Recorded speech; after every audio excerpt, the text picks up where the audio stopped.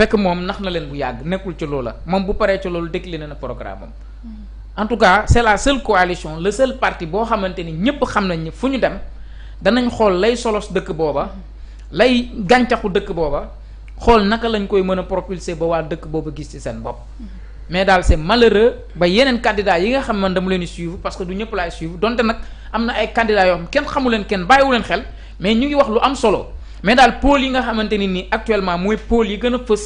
yi ñu gën a xam ñooñu décliné wuñ programme ci ay programme de personnes la ñu nekk ay débat de personnes la ñu nekk alors que aujourd'hui on veut un débat d'idées Ousmane Sonko bu ñëwee Matam wax ni lii ak lii ak lii mais ce qu'on attend de l'autre côté ñu ñëw démentir ko sur le plan idée ne li mu wax mënul ne ak naka lañ koy defee mais ñoom dañuy ñëw répondre ay provocation yoo xamante ni ki koy wax moom bi mu ko waxee la ci pare en tout cas de toute façon après mi ngi ci programme am donc daal absence de programme boobu lu ma metti la loo xam constaté naa ko ci yenn candidats yoo nga xamante ni tey ñoom la ñuy woowee ténor ci opposition bi. D'accord. Donc nag exclure ma nag ne am na ñoo xamante ni moom kenn xamu leen mais ñu ngi décliner ñoom seen programme mais seen malchance mooy sénégalais xamuñu leen. D'accord, voilà. Très bien. Cheikh Omar noo gisee campagne bi ci premier jour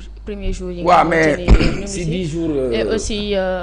convoi Pastef bi nga xamante ni attaqué waat nañ ko tey bi ñu demee foofu ca diwaan bu Agnam. waaw donc tu me permets au moins sur le bilan des 10 jours de campagne qui ont été émaillés de violence ce qui est regrettable et que condamnable aussi à tous les niveaux. On avait vu ici début de campagne bi yenn kàddu yi fii jiboon ba ñu ñaawlu ko et cette fois-ci Pastef moo nekk au pouvoir d'habitude dañ doon gis ñi nekk ci opposition lañ doon attaqué mais léegi cette fois-ci Pastef moo nekk au pouvoir léegi dañ doon wax Pastef moo violent wala ñi nekkoon pouvoir dem ñoo nekk opposition di utiliser violence parce que bu fekkee ni que lu mel ni convoi wu Ousmane Sonko ak mbooloo bi muy drainer tout ça ñu attaqué ko à Koungheul je crois que ba le ministre de l'intérieur communiqué dama leen waxoon communiqué laa xaaru ci ministère de l'intérieur li may xaar ci moom mooy mu jëf sur le plan de la sécurité mais ensuite beneen bi le ministre de la justice ubbi woon na ay l'enquête ba déggoon naa sax am na ñoo xam ne jot nañ leen interpeller fële nag aussi à Agnam je crois que bugguma di citer ay tour wala di citer ay non day mel ni da ngay incriminer x ou y parce que du man maa war a toog naan kan moo ko defal ku ko def du dëgg mais tey on sait que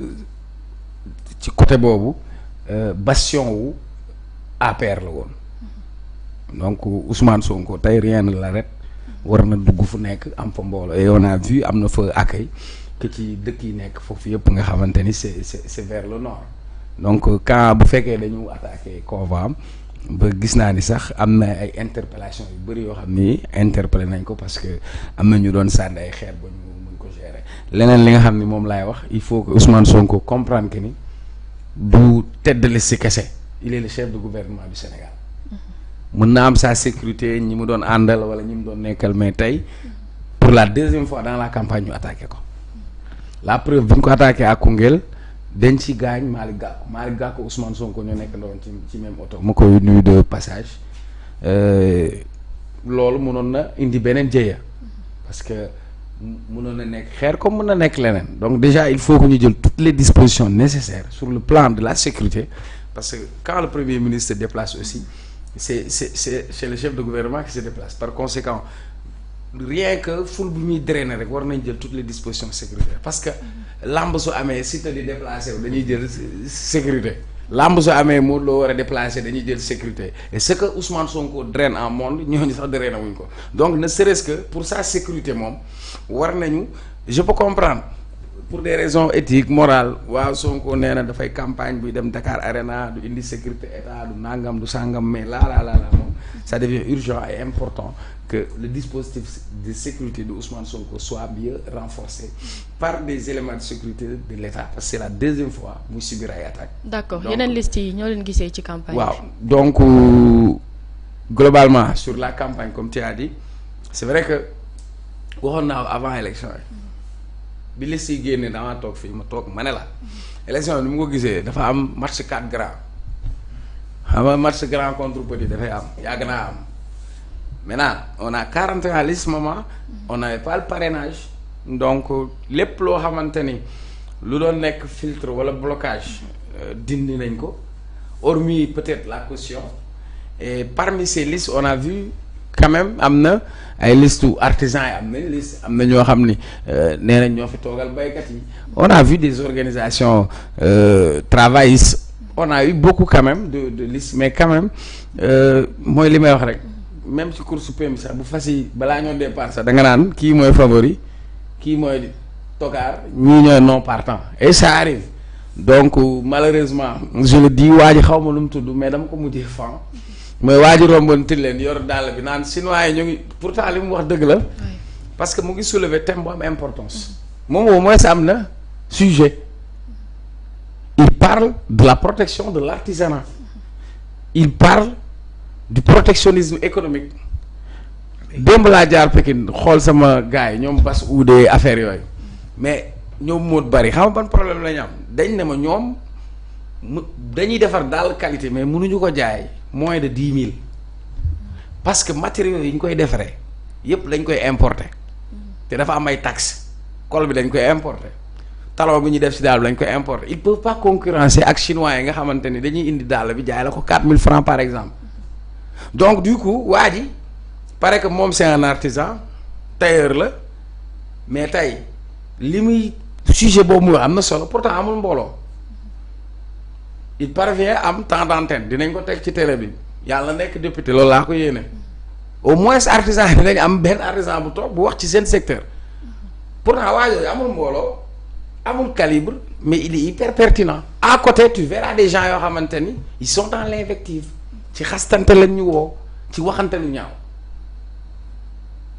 bu fekkee dañu bëgg ñun ñu am une démocratie majeure boo xam ni ce sera un débat d'idées moo tax c'est hyper important que candidat yi ñu wax ak sénégalais parfois nga dégg candidat bu wax sax moi je me demande kii est-ce que ça va le rôle du député c'est quoi est-ce que xam na ko le rôle du député c'est quoi c'est de voter des lois faire le suivi des politiques publiques globalement c'est faire un plaidoyer mais député du tabax pont nga dégg kii de man su ma demee assemblée damay def lii comme si yow yaa nekk aux manettes de l'exécutif alors que l'assemblée n'exécute pas voilà ce que les gens ne savent pas benn député kese benn cundung il peut rien faire maintenant globalement soo seetloo waxoon naa la ko ci d'abord ci liste yi rek ngay xool ci composition liste yi tey booy seet coalition Takku Wallu coowam dafa des bërëtam dafa des et tey j'avais dit que élection présidentielle Sonko n'était pas candidat Macky Sall non plus législative yi la passé Sonko n'était pas candidat mais élection bi Macky daa ngemboon meram daa ngemboon mbërëm Sonko yenu ba ci suuf dóori suuf muy Amadou Ba Sonko ngemb mbërëm jomaay yenu mbëru Macky daan ko ñu doon xaar Macky ci langue yi donc bipolarisation bi ñu doon xaar entre Macky ak Sonko amul c'est comme si la coalition Takku Wallu est reléguée au second plan parce que fësuñu sax ci campagne donc sooy wax tu vas parler de Amadou Ba. Oui. Et d'ailleurs c'est pas un hasard c'est parce que Ousmane Sonko considère que Amadou Ba position premier ministre dernier chef de gouvernement de Macky Sall sur la présence des listes de Amadou Ba au niveau des départements Amadou Ba 48 départements la am sur les 54 là où Macky a eu 36 quand Sonko si schéma politique am il organise toujours une bipolarisation donc ça veut dire le fait que il tire Amadou Ba un peu c'est pour que le débat se pose entre moom ak Amadou Ba donc ñeneen ñi il les relègue au second plan pour sàmm sa kàddu ils ont fait une coalition avec différents profils ñii demoon nañ présidentielle ñii demuñu woon présidentielle le coup de Déthié a été un coup de semonce beneen bi en politique nul n'est indispensable le fait que bi ñu arrêté Bougane que ñoom ñëpp dañu dem virer porter combat Bougane boobu presque pendant 6 jours ils n'ont pas battu campagne donc parce que du point de vue logistique ak yu bëri amaana kooku moo ko amee woon donc bu fekkoon seen organisation politique beneen bi je vais le dire même en marketing politique booy jaay dara dañ koy wutal tur bu koy vendre mais c'est comme ni ñu defee affaire bi sàmm sa kàddu mooy c'est comme si ils ont créé une coalition uniquement contre Ousmane Sonko en fait quand il te parle de VAR am na neneen nu ñu ko tuddee mais aujourd'hui tout leur discours seen lépp dañ ko concentrer sur Ousmane Sonko alors que ñoom pour man la meilleure stratégie serait de s'adresser aux Sénégalais de parler des problèmes des Sénégalais wax leen Sénégalais ban taxawaay lañ war a am nan lañ leen di teewalee nan lañ leen di représenter mais ils ont tout concentré leur discours sur Ousmane Sonko. Ensuite Serigne l'a dit je vais le résumer parfaitement Sonko pour man c'est ma création il fait une communication territoriale.